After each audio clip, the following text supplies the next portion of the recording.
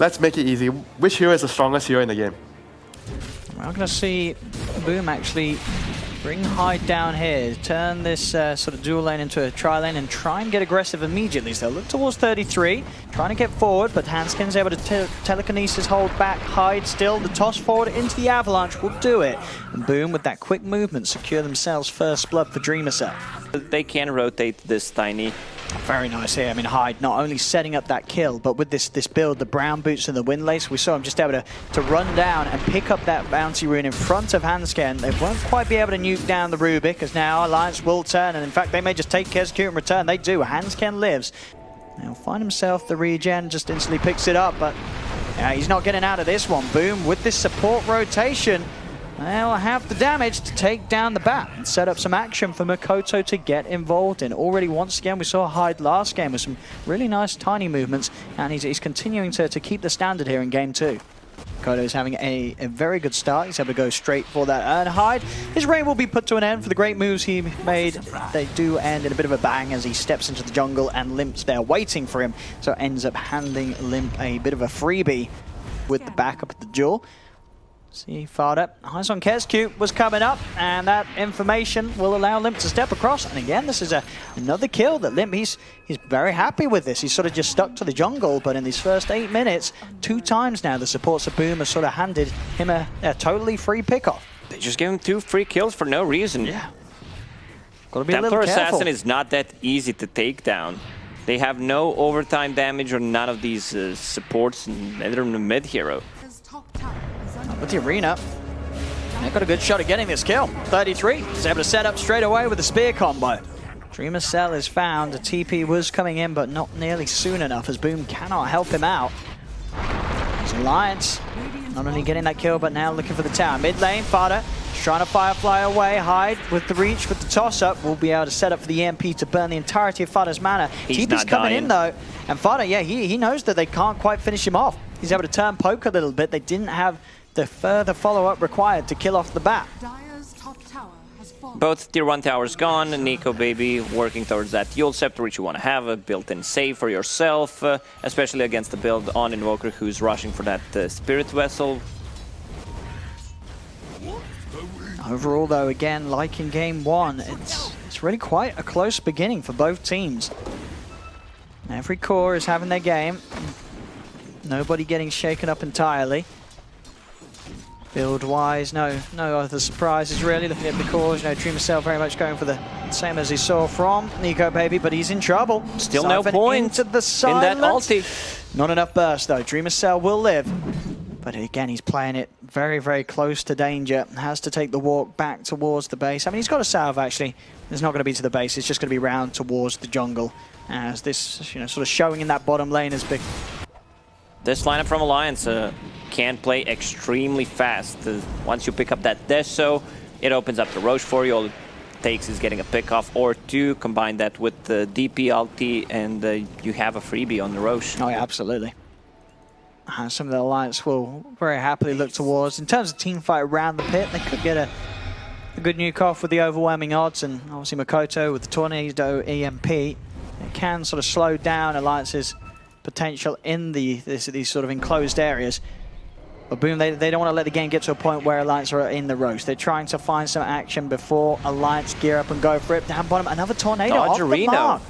Yeah, Nico Baby easily able to sidestep it. In fact, they're going to just turn. They get in onto the Invoker with the silence. A false promise will keep Makoto alive for now.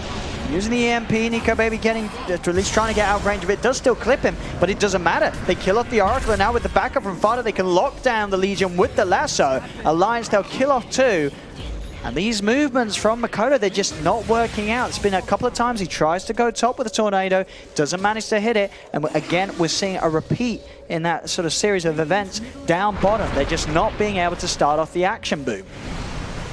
Also, there's a lot of what you want to call like wasted gold on Invoker right now. You have Spirit Vessel with 0 charges. Yeah, it gives you HP, movement speed, a bit of mana regen, but if you don't have a charge, especially against the DP, it's really not that useful. Now this is already now, sort of 10 minutes it was close, but now 13 minutes in, it's starting to look like a pretty hard game for Boom to play. It feels like they've just ended up giving Alliance a little too much. So far, the call from Alliance to they take this bit of a different approach with the draft. It's working. It really is. Both the TA and the DP in a great position. Limp halfway towards the Blink Dagger. Boom. They've really got to look for something as soon as possible. The last 2 times they've tried it, it hasn't been a success. They've got to find something working for them. There's the AoE silence. Lift up with the drag Stolen back. EMP. It's going to burn a fair bit of FPZ's mana. We'll be able to pump it back up with the 1 charges. But still, though, Boom, they're struggling to really get involved in this fight because Mikoto, he's just caught on the front lines. That's their mid down and gone.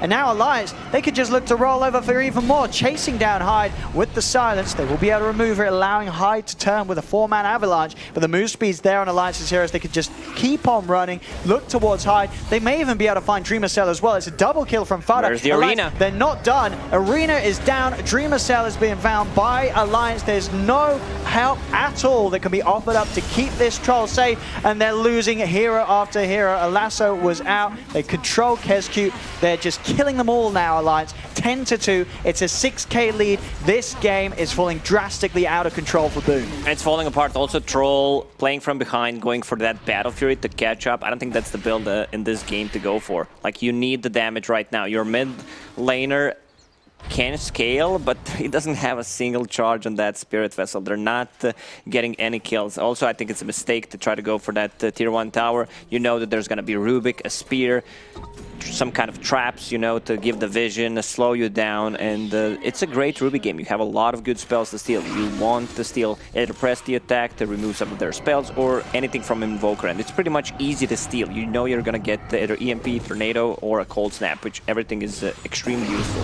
Oh, yeah. I mean, yeah, and just overall, the core matchup now at this point, 15 minutes in, it just looks very, very rough for Boom ID. You have this Death Prophet with, you know, Yule's Scepter done. Alliance has also got Limp with the Blink Deso completed at 15 minutes. You know, you start looking for fights as Alliance, Boom, they're just not anywhere near ready to sort of fight back. Dreamer Cell, he's an item and a half away from being prepared to get involved in any action as this troll. Once you finish that Deso and have 4 points in Meld, you can solo kill the Roche. Mars is going to come up and help out a little bit. The Death Prophet is level 13, which means 2 points in ulti. The Ghost double. Once you get it, also a casual double damage spawned near the Roche pit. It is time to go. They might go for high ground. Get the tier 2 tower if DP ulti is still running. Oh, yeah. That's a good pickoff. Yep, they'll start it off. No TP. Oracle cannot get off this cliff. Another kill. This really is turning into a bit of a stomp here from Alliance.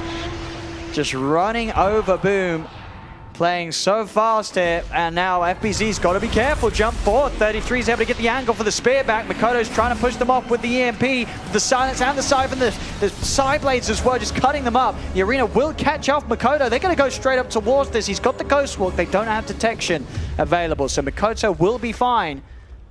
The CMP burning mana, slowing this push down. They need to regen their mana. Clarity running on Templar Assassin. But this game, oh, and it could be over. All it takes is one good fight. Death Prophet still holding that ulti. And then, of course, still with that Aegis, it's, you know, they've got everything they need, really, Alliance, to push on all of these objectives, take these tier 2 towers. Boom, they're just got to sort of hope that there is the time for Dreamer Cell to find the farm, but he still needs a whole lot of it to get to a point where he's going to be any sort of scare for Alliance's lineup. He's about to finish the Battle Fury. Man, LC not involved in a single kill. I mean, they only have 2 kills, to be honest, but also Hood, I don't think that's the item here. They have no magical damage. Yeah, it's. I mean, what would you have liked to see instead? Would you have liked to maybe see like a straight up blink, so they had some sort of way to force pickoffs, or just tanking up any kind of physical damage resistance, going for Vlad to boost the armor of your team against the DPLT and the Templar Assassin who has this meld. Oh, she got the Imp Claw as well. Oh, Limp's going to be happy with that one. I mean, Limp has had a very, very, very impressive game. 3-0-3. It's all just sort of fallen into place for him as a TA. No, they made the call, Alliance, to make Limp that win condition, as the panel mentioned, and it's looked pretty flawless so far. Definitely a switch up that is working incredibly effectively in this game too. Over they go, Makoto. He's going to get focused. Limp jumping in, looking to get these kills. They do a commit with the duel. The arena is down the path. He's going to win the duel. Fada survives. It's 4 heroes dead on Boom. This is getting messy. 16-2. Debated by Fada. He did not want to pop the ulti. He saw Legion Commander being around. That's going to be a full team wipe. And this is a bit of a it's a bit of a sad ending here for Boom, as they have had such great moments at this LAN, but this game, I mean, Alliance, they've just pushed it up to 11. They are rolling over Boom right now. As Boom, they are going to have a chance with the high ground defense, but as these items just continue to fly out for all of Alliance's members, none of this is going to get anywhere easier for Boom. The difficulty is constantly rising. They can finish the tier 2 tower on the top lane and go end the game with the next Exorcism. Also, DP is level 15, finished off the Aghanim Scepter. I mean, look at it. They felt they got 3 heroes. Surely they can get the bat, but it wasn't to be the case. And you know, at this point of the game, coming into the 20-minute mark, the only person with bonus dual damage is Fada on the Batrider. By Daedalus right now. Fada is in. Lasso's there on the Legion. Dreamer Cell has been false promised. There's going to be a buyback from the Legion. They're putting everything into this Boom. They're trying their best here to get something out of the fight, but they've already lost 2 heroes. Double kill for Fada. Alliance, they're up to the high ground. Arena is down, trapping the 2 of them as they'll run towards the... It's over. It really is. GG is called. This is the end here for Boom in this series. 2-0 as Alliance take game 2. And this is sort of the innovation you love to see. Alliance coming in with that switch up in the draft, making sure...